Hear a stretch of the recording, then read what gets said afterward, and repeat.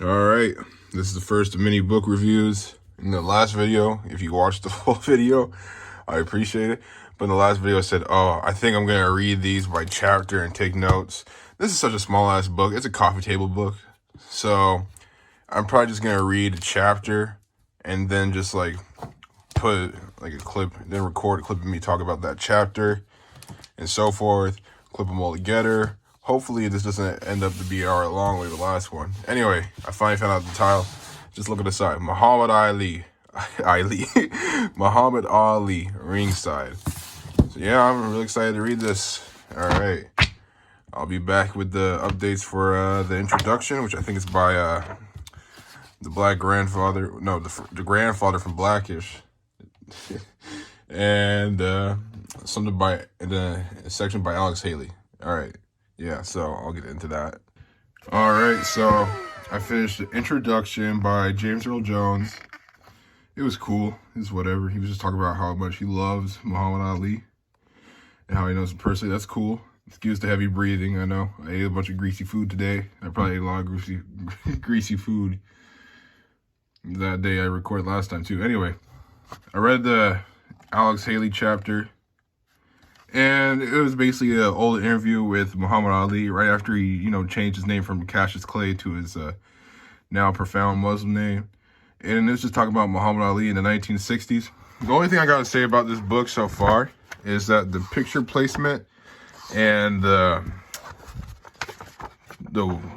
actual text in the interview and everything like that, it's so badly placed in some parts. Like, okay, I'm reading this part, right? He's talking about, St. Liston coming to his house. Come out there. I'll whip you right now. Come out there. I'll protect your home. If you don't, bam, picture. They got this. And this. And this. All this shit in between this. Like, come on. The pacing's so bad. I gotta go through 4 pages just to finish this sentence over here. And then I gotta go back 4 more pages to look through all these pictures and read these tiny little excerpts in between. It's kind of weird, but yeah. All right, I'm on to chapter 2 now. We're gonna talk about the 1970s. All right, so yeah, I finished the second chapter. Yeah, the second chapter where it was in the 1970s by I don't know if they're using inserts from other stories. That could be a point with Alex Haley or something like that. But no, I mean, it was kind of just like last time. It's okay. This is really like typical coffee table stuff. I mean, you'd be better off watching the movie where Will Smith plays him. But nah, by Norman Mailer. This chapter was by Norman Mailer. It was cool. The pictures were cool and everything. Kind of got bored when they were describing a fight. This guy was just like stretching it out. I think you had to get like a certain page limit done, especially in the last part, the way he was describing, oh, it was raining, like, oh my fucking goodness, you don't need 3 paragraphs to say it's raining. Oh, my phone's upside down, sorry, I'm not good at that. You don't need 3 paragraphs to say it's raining, right?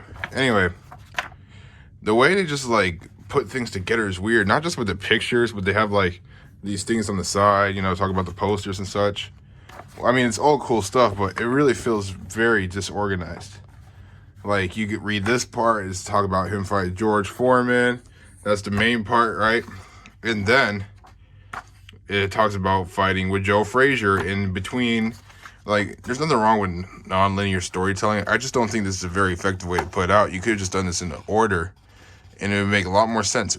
Just a little bit of organization, and it would have been done. I really feel like this shit was like flipped around, made real quickly, right? Because they'd still talk about the George Foreman fight, and then they'd bring up this shit with the other fighter. Like, dude, I think there's another way you could have done this, man, Because at the end of it, they show these pictures of George Foreman. They got the stall picture with Muhammad Ali. You could have put that stuff in before talking about,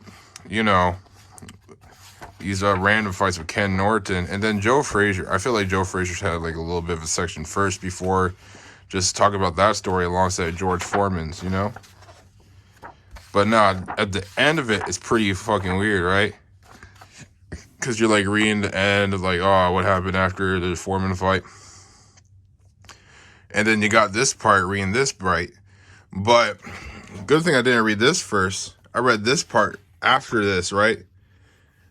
What the fuck is this? They should have just moved this section all the way over here, put this right here, and then make this a quote under that. That's just one recommendation. That would have made a lot more sense, right? Because like I'll talk about victory, and they have like this little insert about like, oh, how he lost to Leon Spinks, and then a little quote to Leon Spinks in between a chapter where he's talking about fighting George Foreman. No like hints to Leon Spinks whatsoever. It's all left field. It makes no sense. But yeah, that's the end of the chapter, and I'll probably read the next two tomorrow. Yeah, let's learn about the 1980s now. The next day. All right, so I read the 80s chapter. Just talks about him getting L's, you know, getting beat in 1980 and 81 when he was at the, you know, at the end of his like physique. It was like, oh, everything's going bad for him. And then they say, oh, he got Parkinson's, and then they announced it in 1986. And yeah, it was kind of sad. I found another way to read this book. It's not ideal for me, but I just read this, not that, right? Read all the white sections, and then come back, read these sections, and then I read these, and these, this. It made it a little bit more cohesive, I guess, but still not an ideal way to do this, man, especially for a book this big, you know? If it's 30 pages, I guess whatever, you know? So yeah, I'm gonna get to the last chapter, and yeah, I'm almost done. All right, so I read the 90s, pretty uneventful. This book was all right. Would I recommend anyone reading this? Not really.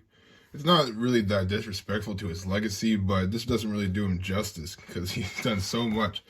I don't think a 120-page coffee book really does what someone like Muhammad Ali has done justice, you know? And, you know, the way they, like, format the pictures and the text and everything is, I don't know. It's so weird, confusing all over the place. Now, would I recommend you buy this book and go get it? No, not really. Go watch a movie, a documentary. Hell, even watch the Muhammad Ali movie with Will Smith.